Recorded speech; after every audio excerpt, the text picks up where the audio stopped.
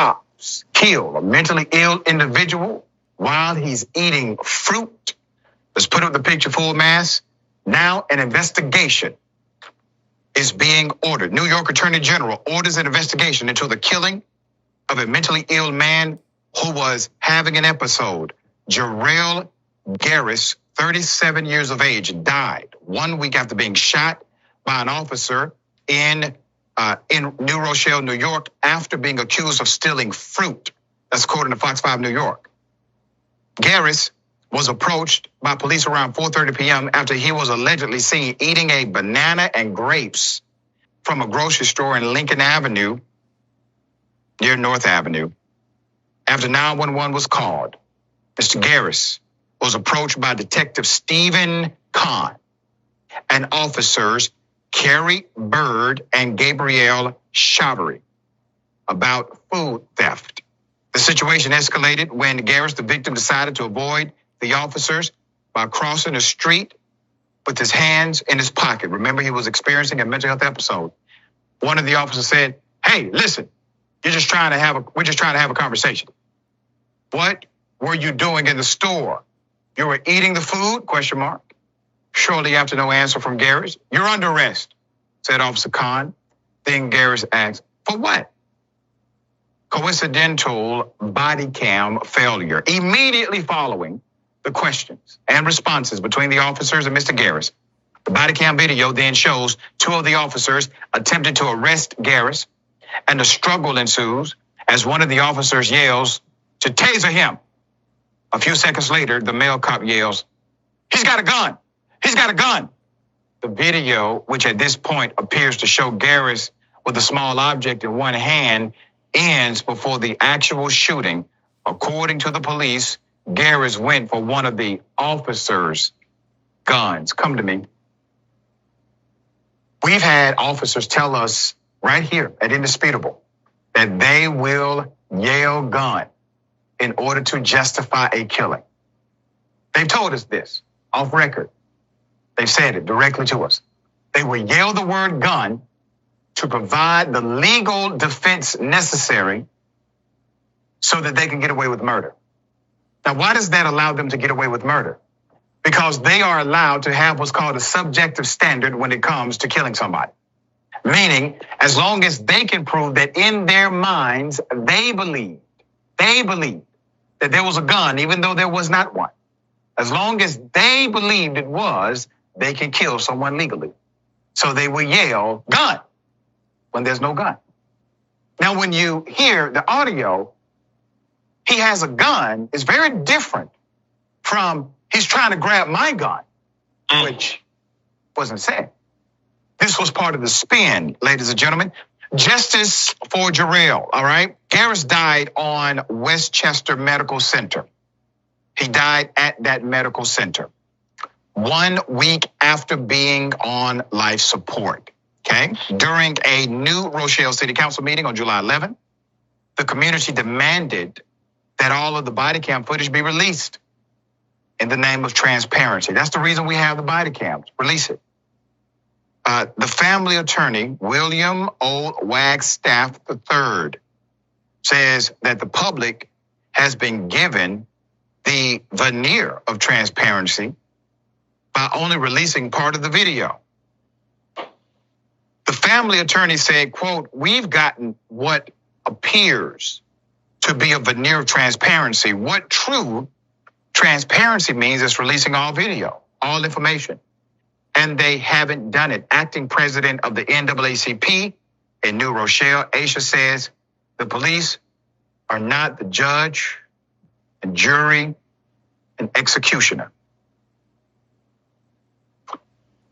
Garris reportedly suffered from schizophrenia and other mental health issues, according to his family. Reverend Jamal Hollis noted that he was having an episode on the day he was shot and criticized the grocery store for calling the police in the first place. It is obvious that that day he was having an episode, said Hollis, the family reverend. I think it's important to know that when you own a store in a community and you have the community patronize your business, there should be some know-how and empathy in how you treat everybody in that community. I concur 100%. These are community supported for-profit entities. They have an obligation to that local community. There was a situation in Atlanta where a convenience store had over 70 carjackings in less than 1 year. They refused to put up cameras. They refused to put security on the premises. And then a judge got carjacked at the same place. No one knew about the aggregate data of that many carjackings. Did I make the news? Now, when the judge got carjacked, all of a sudden, we all aware, damn near 80 people have been carjacked in less than a year. It made it to my desk.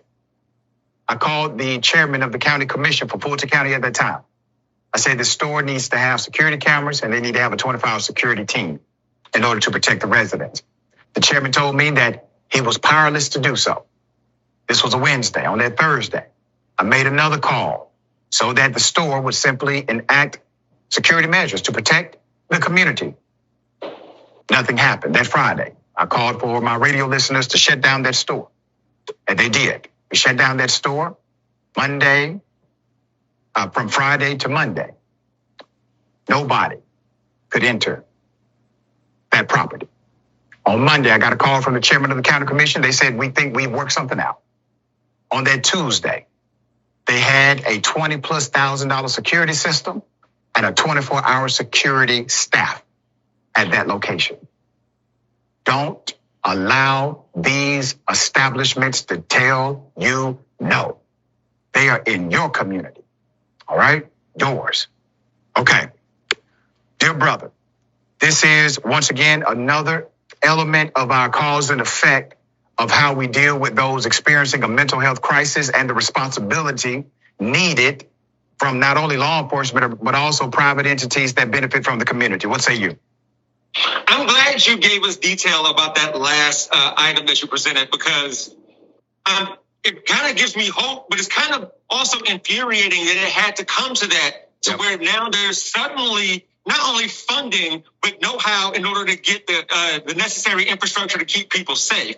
So with that said, as you alluded to earlier, when it comes to he's got a gun, never mind the fact that it didn't say he's trying to take my gun, he's got a gun.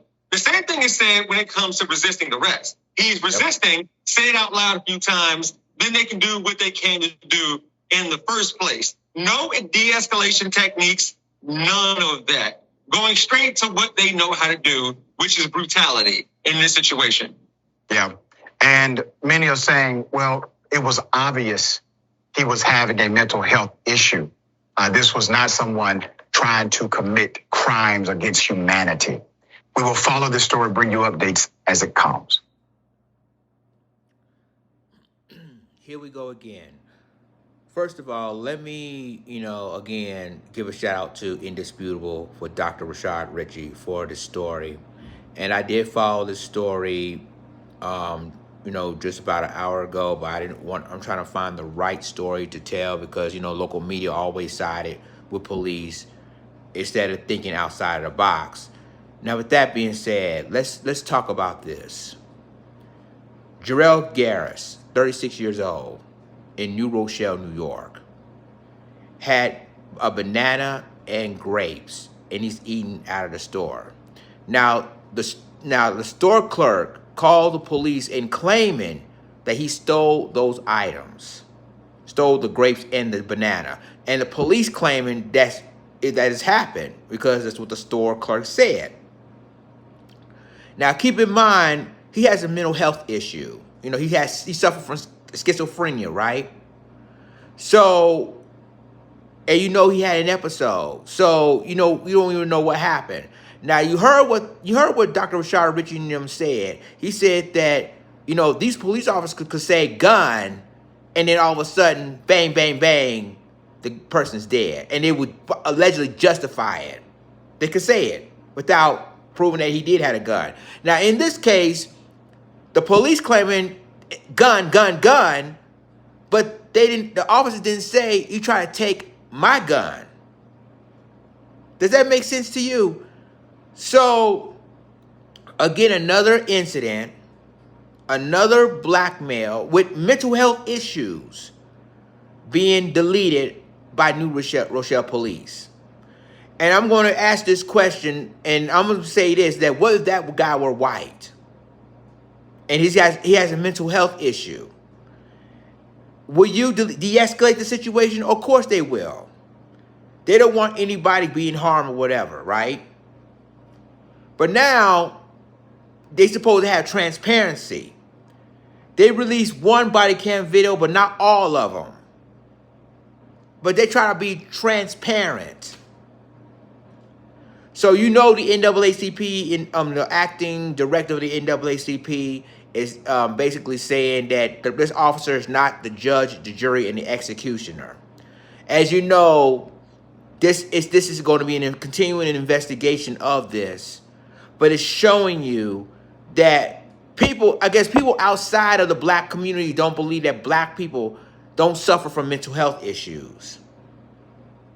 And that's what happened in this situation. He suffered from mental health issues. He basically, obviously, is seeing, and you say that he was trying to reach for his gun.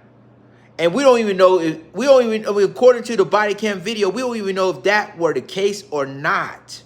It was just alleged that he had a gun. He was a gun, and that's making excuses that to delete this man. Again, another senseless incident when it comes to a black man over a banana and some grapes. Really. Here we go. I was sincere. I will give my thoughts and prayers to Jarrell Garris' family. And I know for a fact this situation isn't over. Because again, and I agree with, police officers could say gun just to justify what they did to this brother. We don't even know if he stole the banana or the grapes or not. Basically, he was hungry and he has mental health issues. They can at least de-escalate the situation, but unfortunately, you know how they are. They're not going to do that if you're black in America. So y'all let me know what you think about this in the comments, and I'll talk to you in my next video. This is Lions Den signing off. Deuces.